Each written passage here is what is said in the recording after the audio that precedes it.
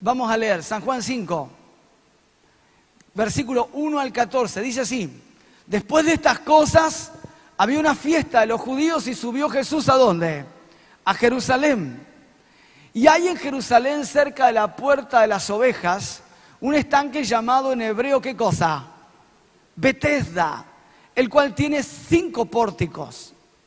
En esto yacía una multitud de enfermos, ciegos, cojos y paralíticos, que esperaban el movimiento del agua, porque un ángel descendía de tiempo en tiempo al estanque y agitaba el agua, y el que primero descendía al estanque después del movimiento del agua quedaba sano de cualquier enfermedad que tuviese. Y había allí un hombre que hacía ¿cuántos años? 38 años, casi 4 décadas. 38 años que estaba enfermo. Cuando Jesús lo vio acostado y supo que llevaba ya mucho tiempo así, le dijo: ¿quieres ser sano? Señor, le respondió el enfermo, no tengo quien me meta en el estanque cuando se agita el agua. Y entre tanto que yo voy, otro desciende antes que yo. Verso 8, Jesús le dijo, como te dice a vos y me dice a mí: levántate, toma tu lecho y anda. Y al instante aquel hombre fue, ¿qué cosa? Sanado. Y tomó su lecho y anduvo. ¿Y era día de qué? De reposo. Frenemos ahí. Quiero avisarte que los judíos, los principales de la sinagoga, habían establecido que en el día de reposo no solo no se podía trabajar, en cuanto que uno tenía que reservarse para dar gloria a Dios, sino que lo habían llevado al extremo, ya algo que Dios no había dicho, pero que le habían agregado ellos, que no podían hacer nada, ni siquiera ni siquiera cocinar, ni siquiera salir de su casa, ni caminar, no sé, tantas cuadras, ni llevar su lecho. Entonces, el Señor, el día de reposo, lo sana y le pide que tome su lecho, algo que en teoría transgredía las leyes, no de Dios, sino de los fariseos, de los seres humanos. Verso 9. Entonces los judíos dijeron a aquel que había sido sanado: es día de reposo, no te es lícito llevar tu lecho. Fíjate la locura, al punto tal que estaba más preocupado de que no llevara el lecho a dar gloria a Dios que se había sanado. Fíjate lo que hace la religión, la locura que causa en la gente. Verso 11. Y él le respondió: el que me sanó es el mismo que me dijo: toma tu lecho y anda. Entonces le preguntaron: ¿quién es el que te dijo: toma tu lecho y anda? Y el que había sido sanado no sabía quién fuese, porque Jesús se había apartado de la gente que estaba en aquel lugar. Verso 14, después le halló Jesús en el templo y le dijo: mira, has sido sanado, no peques más para que no te venga alguna cosa peor. ¿Qué hacía el Señor en ese lugar? Y el personaje central, este hombre que estaba enfermo de 38 años. Juan resalta que había un hombre en ese lugar, no nos dice exactamente cuál era el problema de este hombre. Si era una parálisis, si era una debilidad. El asunto es que estaba enfermo y no hacía 2 días, hacía 38 años que tenía una enfermedad incurable. Y se encontraba en ese lugar. Y cuando Jesús se acerca y le pregunta si quería ser sano, y vamos a ver después por qué pregunta eso, él le responde y nos da una pista un poco de su problema. Y él le dice: sí, pero el tema es que yo no me puedo meter en el estanque cuando se agita el agua. Entonces nos da pie, número 1, que su enfermedad le impedía moverse. Él estaba en primera fila, pero no llegaba.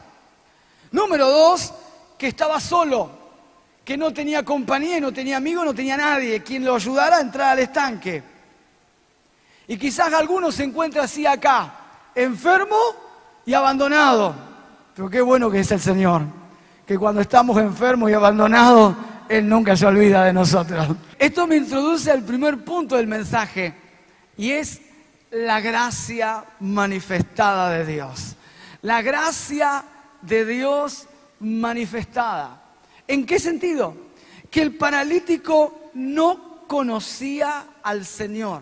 El paralítico no esperaba nada del Señor. Y el paralítico tenía puesta su fe no en el Señor, sino en el estanque. Por lo cual no era un candidato que nosotros entendamos para un milagro. Porque él no estaba esperando del Señor. Él no tenía su fe puesta en Jesús. Él tenía su fe puesta ¿en dónde?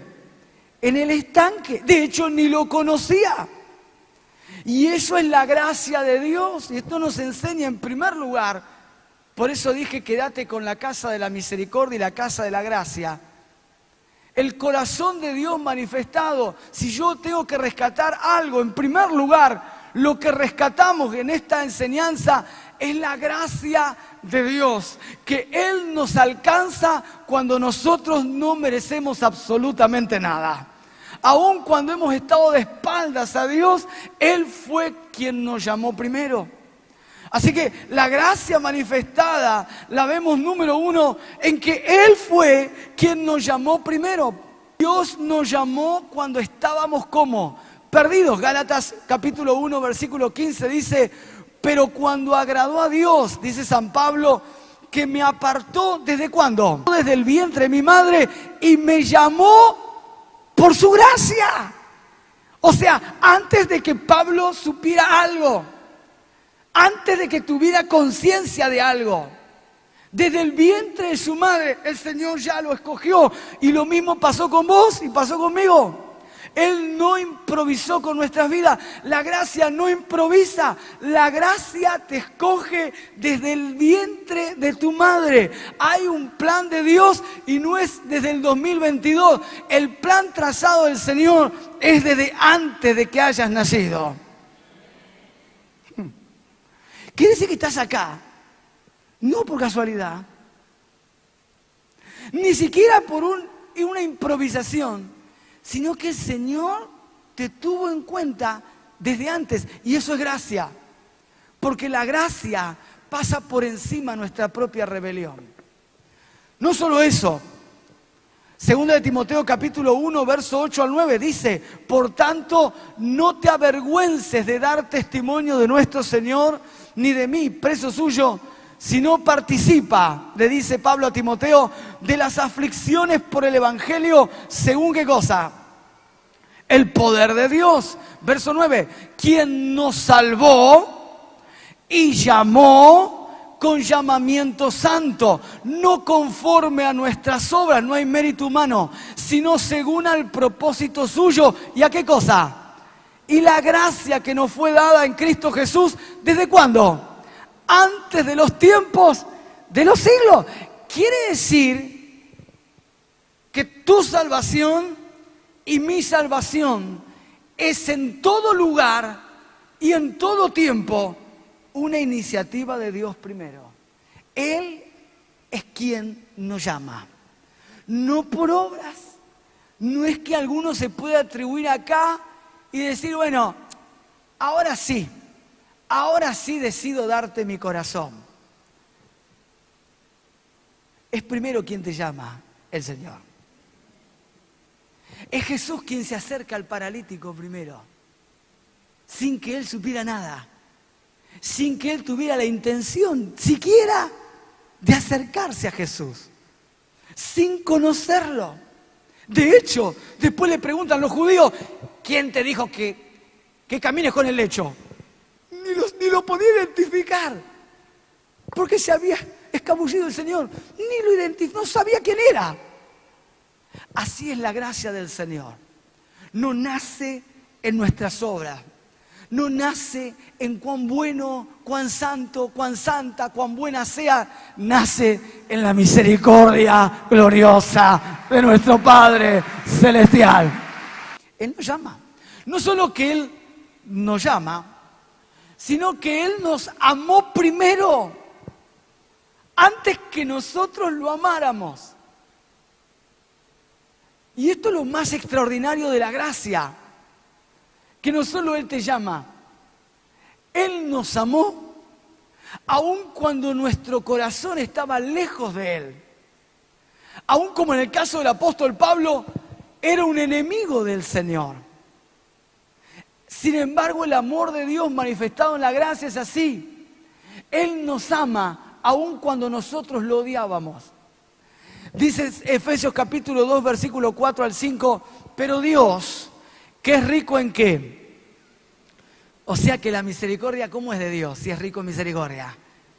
O sea, imagínate un multimillonario en plata. Bueno, el Señor dice, Él que es multimillonario en qué. O sea, la misericordia de Dios, ¿cómo es? Inmensa. ¿Y tiene para qué? Para dar. ¿Y tiene para qué? Para regalar. Su misericordia es inmensa. Y Dios, que es rico en misericordia, por su gran amor que nos amó, aún estando nosotros como muertos en pecado, nos dio vida juntamente con Cristo.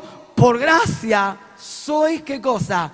Salvos. Significa que Él nos salvó aun cuando nosotros estábamos como muertos en pecado. Y así estaba este paralítico. Estaba muerto en vida. Estaba muerto espiritualmente. Podemos entender por qué tenía esa parálisis, que no era simplemente una parálisis física, era una parálisis espiritual. Él estaba muerto en pecado. Cuando la palabra de Dios te dice que estás muerto en pecado, significa una persona que es incapaz de buscar a Dios. Es incapaz de pensar en Dios. Es incapaz de hacer la voluntad de Dios. Es incapaz de conocer. ¿Por qué? Porque está como muerto. Así es el pecado. Así estábamos nosotros sin Dios. No es que simplemente estábamos contaminados. No. La Biblia dice claramente acá, dice, estábamos muertos, pero Él cuando estábamos muertos nos dio, ¿qué cosa? Vida juntamente con Cristo. Por lo cual la salvación es en todo tiempo y en todo lugar una iniciativa de Dios primero. Y si Él te salvó, y si Él nos perdonó, y si Él nos dio vida, y si Él nos amó, y si Él nos conoció, y si Él nos llamó, damas y caballeros, tenemos plena certeza y seguridad que nuestra salvación está en las manos del Señor. Primera de Juan, capítulo 4, verso 10. En esto consiste el amor, no en que nosotros hayamos, ¿qué cosa? Al contrario, no lo amábamos. Nadie puede decir, Touja, pero yo era una buena persona. Lo bueno tuyo y mío, delante del Señor, es como un trapo que usás en una cloaca. Va de nuevo, por acá no lo entendieron. Lo que puedas hacer de bueno vos y yo, lo que podamos hacer de bueno, delante de los ojos del Señor, es como un trapo que lo usás en una cloaca. Por lo tanto, la Biblia dice que Él nos amó, aunque nosotros no hayamos amado a Dios, sino que Él nos amó a nosotros y envió a su Hijo en propiciación, en perdón por nuestros pecados. Y por último, Primera de Juan 4:19, nosotros le amamos a Él y este es el amor que tenemos ahora. Nosotros lo amamos a Él ahora, pero no te olvides nunca, porque Él nos amó, ¿qué cosa? Primero. Por lo tanto, lo que tenemos en primer lugar, si hay algo que la salvación te da, si hay algo que la fe produce en nosotros, damas y caballeros, es una relación de amor con Dios. Si venimos a la iglesia, tiene que ser por un vínculo de amor. Si sirvo al Señor, tiene que ser por un vínculo de amor. Si realizo cualquier actividad en la iglesia, siempre y en todo lugar, tendrá que ser una respuesta de amor. Amamos a Dios porque Él nos amó primero. Primera de Juan 3:20, pues si nuestro corazón nos reprende, mayor que nuestro corazón es Dios y Él sabe, ¿qué cosa? Todas las cosas. Por lo tanto, si hay algo que nos aqueja, Él lo sabe. Si hay algo que nos alegra, Él lo sabe. Si hay algo que necesito, Él lo sabe. Si hay algo que me está causando dolor, Él lo sabe. Si hay algo de lo cual tengo que arrepentirme, Él lo sabe. Si hay algo que necesito cambiar, Él lo sabe. Mateo capítulo 6, verso 7 dice, y orando, hablando el Señor, no uséis, ¿qué cosa? Vanas repeticiones, como los gentiles, que piensan que por su palabrería serán oídos. No os hagáis pues semejantes a ellos, porque vuestro Padre sabe de qué cosas tenéis necesidad antes que vosotros le pidáis. Entonces, el creyente se acerca al Padre, no para informarlo de lo que necesita, ni siquiera para decirle exactamente qué necesita, porque quizás tenemos una idea de lo que para nosotros es bueno, pero nunca vamos a tener lo exacto que Dios tiene, porque nuestro corazón está contaminado y somos vasos de pecado y naturalmente nos llenamos de pecado, por lo cual nunca vamos a tener una intención verdaderamente santa a la hora de pedir, ni siquiera a la hora de pensar qué nos conviene. Por eso necesitamos al Espíritu Santo, de que Él nos ayude en nuestra oración, porque no sabemos cómo orar. Y algo que nos está diciendo el Espíritu Santo a todos nosotros, damas y caballeros, antes de orar, reconozcamos que no sabemos pedir y pongámonos en dependencia del Señor, que Él va a guiarnos a orar con sabiduría. Jesús le preguntó, ¿quieres ser sano? Y claro, ¿a quién más le había preguntado? Yo me acuerdo, por ejemplo, de Bartimeo. ¿Se acuerdan de Bartimeo? ¿Quién se acuerda del ciego Bartimeo? A ver, levante la mano. Muy bien. Él estaba en Jericó y se acordó de Jesús. Y Jesús estaba pasando por Jericó y el ciego empezó a ¿qué? A gritar, ¡Jesús, Jesús! ¡Ten misericordia de mí! Y gritó y gritó y gritó hasta que el Señor se detuvo y cuando vino le preguntó, ¿qué quieres que te haga? Parece una pregunta, como decir, obvio que quiere la vista, pero el Señor nos confronta con esta misma pregunta. ¿Quieres ser sano? ¿Qué quieres que te haga? ¿Por qué hace esa pregunta? ¿Por qué le hace esa pregunta a un paralítico que hacía 38 años que buscaba la sanidad? ¿Por qué le pregunta, ¿quieres ser sano? Si estaba en un estanque esperando meterse para ser sano. Número uno, porque Él quiere nuestra total atención. No un toque y me voy. No que comamos y nos olvidemos del Señor. Damas y caballeros, si hay algo que el Espíritu Santo quiere de nosotros, es todo nuestro corazón. Es interesante la respuesta del paralítico, porque así hay miles de cristianos hoy en día que piensan en el poder de Dios y lo reducen simplemente a lo que ellos son capaces de creer.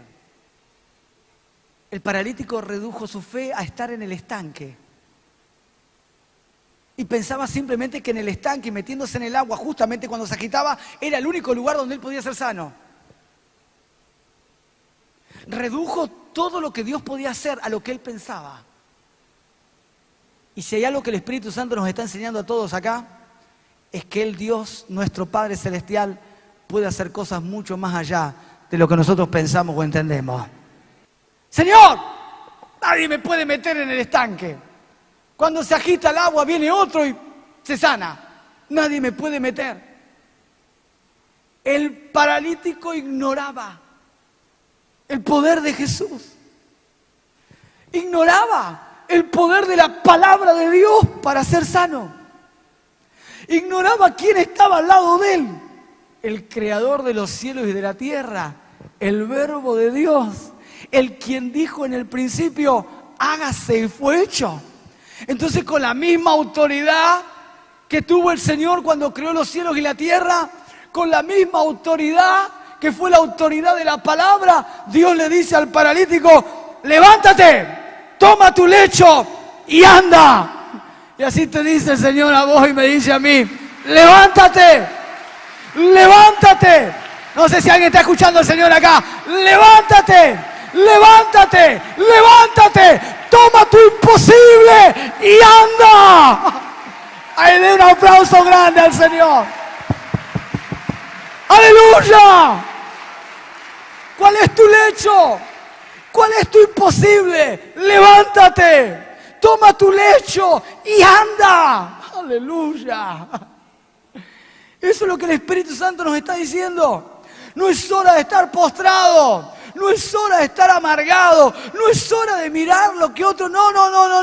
Es hora de escuchar al Señor. Y el Espíritu Santo te dice, la fe que cambia tu futuro, es la fe que te moviliza, es la fe que escucha la palabra de Dios y actúa. Levántate, levántate, levántate, levántate, levántate, levántate.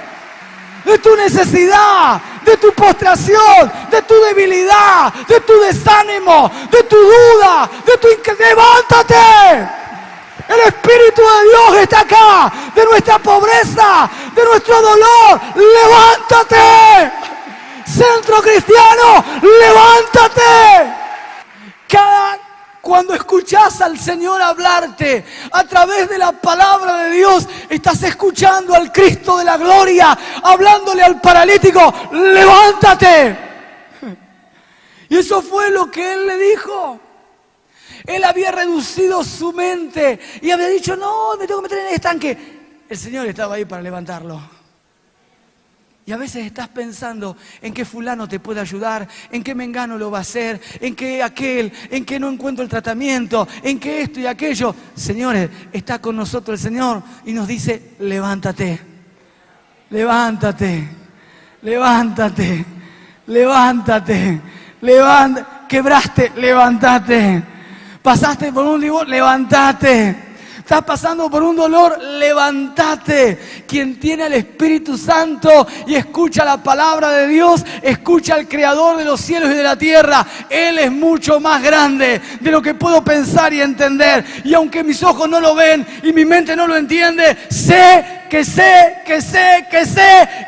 Él está obrando. Levántate. La advertencia del Señor sobre el pecado.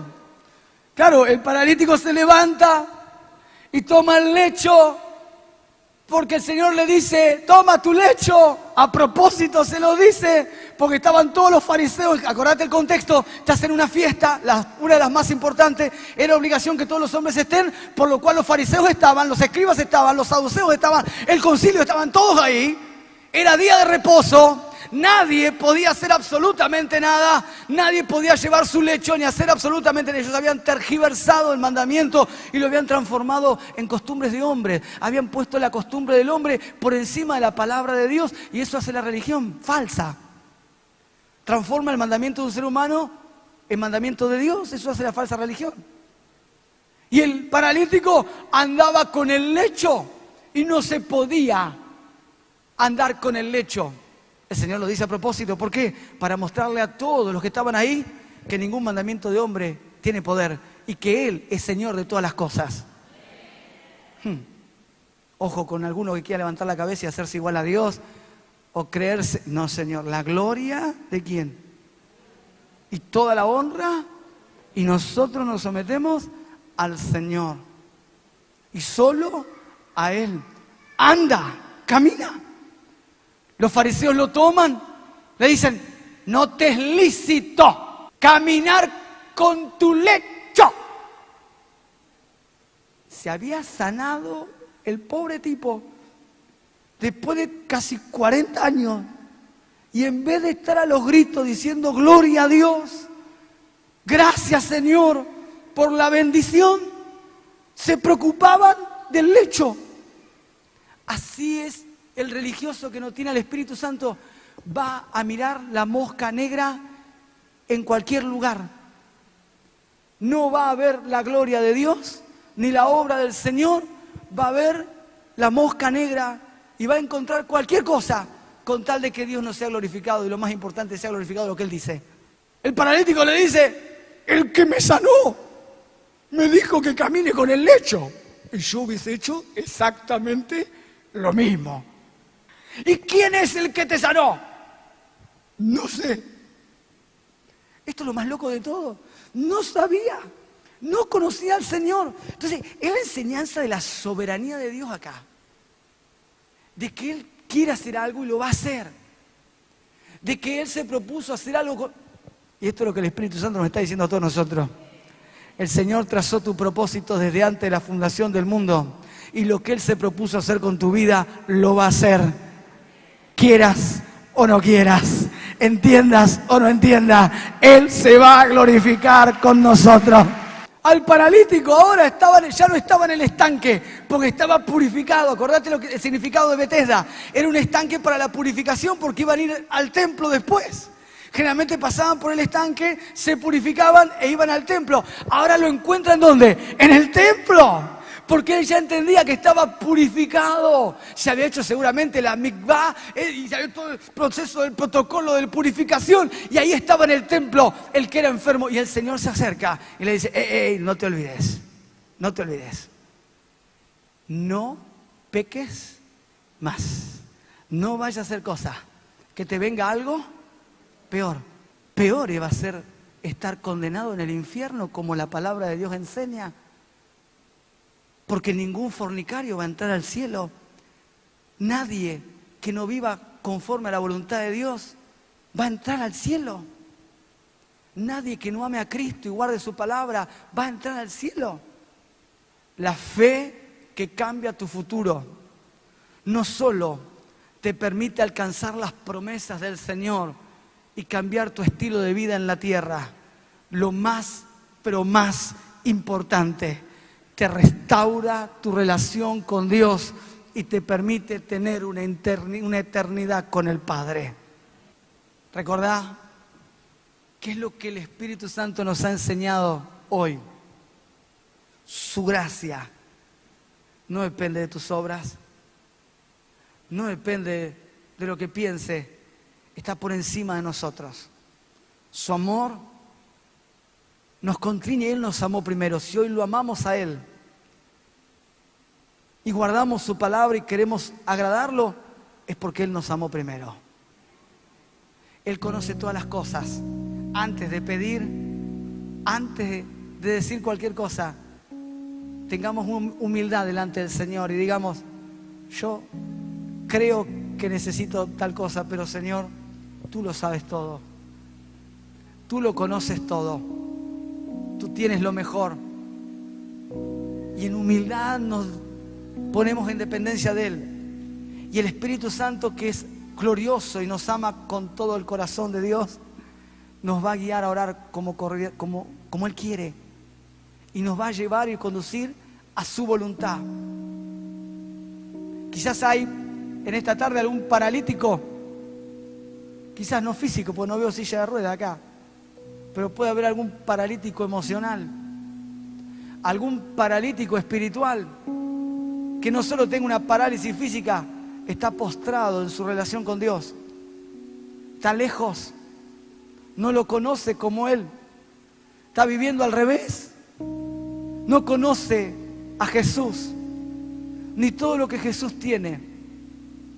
Que esta sea la tarde donde la bendición nos toque y escuchemos su voz y nos diga, levántate. Porque cuando Él nos dice levántate, Él está perdonando, Él está sanando y Él está salvando. Levante sus brazos, Señor. Tu palabra es tan gloriosa, tan extraordinaria. Tu palabra no vuelve vacía. Tu palabra, Señor, nos enseña de tu gracia inmensurable, de tu amor inmensurable. Nos has hablado, Señor, de que eres tú quien nos ha llamado cuando nosotros estábamos perdidos como este paralítico que ni te conocía. Tú lo identificaste y así nos llamaste a cada uno de nosotros cuando estábamos muertos en pecados, en delitos, apartados. Tú tuviste misericordia. No solo nos llamaste, nos amaste, Señor, a tal punto que te diste por nosotros. Y es por ese amor que no podemos entender que hoy te amamos. Es porque nos amaste primero que te podemos amar. Y porque te amamos, te servimos y te buscamos y estamos en esta tarde, en este lugar, escuchando tu palabra. Hay una respuesta de amor y es porque tú nos has amado primero. Padre amado, no solo tu gracia nos has conocido y nos has enseñado que sabes todas las cosas y que no tenés necesidad de que nadie te informe de nada, que tú lo sabes absolutamente todo. Tú conoces nuestro dolor, conoces nuestra alegría, conoces nuestra necesidad, conoces lo que hoy estamos pidiendo de antemano. Padre amado, nos has hablado de tu poder glorioso, inmensurable, que va mucho más allá de lo que podemos pedir o entender, de lo que podemos quizás pensar. Tu poder es tan glorioso, Señor. Tu poder es tan extraordinario que así como al paralítico, con una simple palabra, lo sanaste de toda enfermedad y lo limpiaste de todo pecado. Hoy tu palabra nos sana de toda enfermedad y nos limpia de todo pecado. Amado Dios, gracias, porque sabemos que tu palabra jamás volverá vacía, porque tu palabra es poderosa y gloriosa. Y hoy nos estás diciendo como al mismo paralítico: levántate, toma tu lecho y anda. Y hoy, Señor, escuchamos tu palabra y tomamos la decisión, por esa fe gloriosa que cambia el futuro, de levantarnos, tomar cualquier necesidad y caminar sabiendo que nos das victoria. Amado Dios, gracias. En el nombre de Jesús oramos. Amén, amén, amén y amén.